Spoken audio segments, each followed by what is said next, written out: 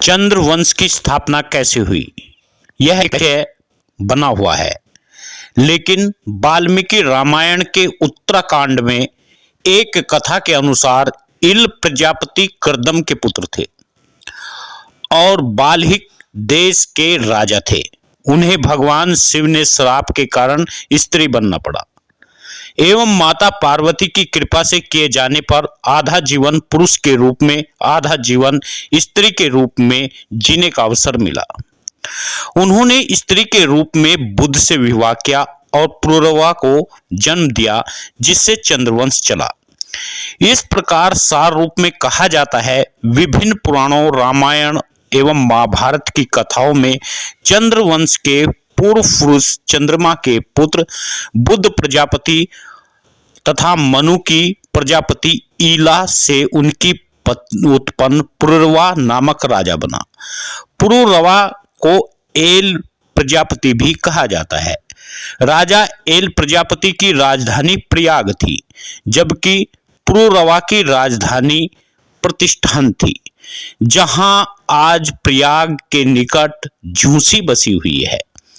राजा पुरुरवा के कई पुत्र हुए। पुरुरवा के वंश को पुरुवंश भी कहा जाता है। पुरुरवा का पुत्र आयु प्रतिष्ठान का शासक हुआ। अमासु के कन्याकुब्ज के एक नए राजवंश की स्थापना हुई। कन्याकुब्ज राजाओं में जीहू प्रसिद्ध हुए और उन्हीं के नाम पर गंगा जी का नाम जीहुआनी पड़ा। इस वंश को धीरे धीरे संपूर्ण भारत में फैल गया और इस कारण पुरुवंश में आगे चलकर कई राजवंश निकले। पुरुरवा के पुत्र अमासु के वंश में महर्षि विश्वामित्र पैदा हुए और कन्याकुब्ज में गाधी के पुत्र थे। पुरुवंश, कुरुवंश, यदुवंश, हेयात वंश और चंद्रवंश निकले। इस प्रकार युधिष्ठिर आदि पांडव, दुर्योधन, कौरव, भगवान श्री कृष्ण, यादव भी मूलतः चंद्रवंशी क्षत्रिय राजा थे। यदुवंश आगे चलकर अंधक, वैष्णवी, कुकुर, भोज नामक अलग अलग राजवंशों में बट गया। चंद्रवंशी राजाओं में नहुस, ययाति, प्रजापति, उसीनगर, शिवी आदि अनेक राजाओं ने प्रसिद्धि मिली। पौराणिक मिथकों में जनश्रुतियों के नायक बन गए।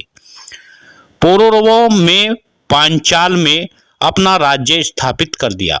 पांचाल में पूर्वों के राजा सुदास, अयंती प्रसिद्ध हुए। उसकी बढ़ती हुई शक्ति के आसिक्त और पश्चिमोत्तर भारत में 10 राजाओं का संघ बन गया। पूर्व में रावी नदी के सुदांश में उनका युद्ध हुआ और 10 राज्य युद्ध कहते हैं, जिसे आज भी ऋग्वेद में प्रमुख कथाओं में एक है और युद्ध में राजा सुदास की विजय हुई। पौरवंश के श्रवण वंश पुत्र कुरु हुआ और कुरुवंश से प्रसिद्ध हुआ। उसके वंशज कौरव कहलाए। दिल्ली के इंद्रप्रस्थ और मेरठ के आसपास हस्तिनापुर में 2 प्रसिद्ध नगर हुए। दुष्यंत एवं शकुंतला के पुत्र भरत और इसी राजवंश में हुए और भरत उन्हीं के नाम पर आज भारत है। हालांकि इस संबंध में अधिक महत्वपूर्ण मान्यता यह है, ऋग्वेदिक आर्यों की विभिन्न जनों के जन्म में नाम एक भारत था।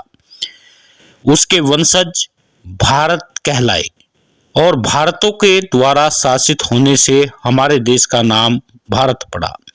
महाभारत में युद्ध चंद्रवंशी राजकुमारों के बीच लड़ा गया। एक पक्ष को कौरव और दूसरे को पांडव कहा गया। मान्यता है कि युद्ध का आज से 5300 वर्ष पूर्व लड़ा गया था। इस युद्ध में भारतवर्ष के राजाओं ने भाग लिया और इस युद्ध में भगवान श्री कृष्ण के सहयोग से विजय श्री पांडवों को प्राप्त हुई। मगध का राजा जरासंध भी चंद्रवंशी था और वह असत्य, पक्षधर, क्रूर और अत्याचारी था। उसने भारत के कई राजाओं को पकड़कर जेल में डाल दिया था। उसकी रानियों से और उसने महल में रख ली थी। इस कारण भगवान श्री कृष्ण ने जरासंध को पांडवों की सहायता से मरवाकर राजाओं और उनकी रानियों से मुक्त कराया था। चंदेल राजपूत इसी जरासंध के वंशज है।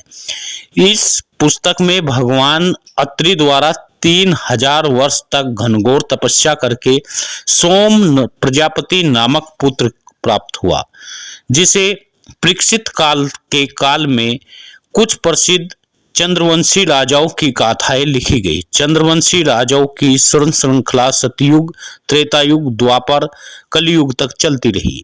ये समस्त राजा प्रकृति शक्तियों के स्वामी और देवताओं के अवतार थे और अप्सराओं एवं उनके पुत्र धरती पर मनुष्य से मिला जुला रूप इनका प्रतीत होता था। इस कारण ये चमत्कारिक कथाएं जुड़ी हुई है।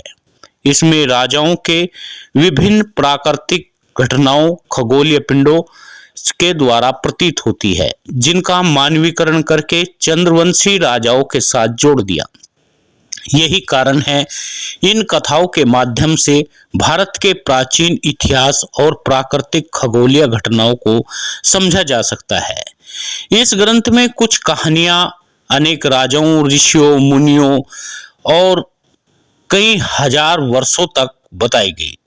कुछ पाठकों के मन में संदेह उत्पन्न हुआ, किंतु पाठकों को यह ध्यान रखना होगा कि पुराणों की मान्यता मनुष्य की आयु से लगभग 1,00,000 वर्ष है और त्रेता में 10,000 वर्ष पूर्व और द्वापर में 1,000 वर्ष तथा कलयुग में 100 वर्ष से ऊपर बताई गई है। इस ग्रंथ की कई कहानियां प्रचलित है और यह वाल्मीकि की उत्तर रामायण में भी लिखा हुआ है। मत्स्य पुराण के अनुसार वेदसोम मनु प्रजापति 10 महाबली पुत्र हुए, जिसमें इल ज्येष्ठ थे अथवा इक्वांशु भी दूसरे नंबर के थे। मत्स्य पुराण में महाभारत तथा वाल्मीकि रामायण के अनुसार इल प्रजापति को भगवान शिव ने श्राप के कारण अपना जीवन में आधी जीवन उनका स्त्री का रहा और आधा पुरुष का।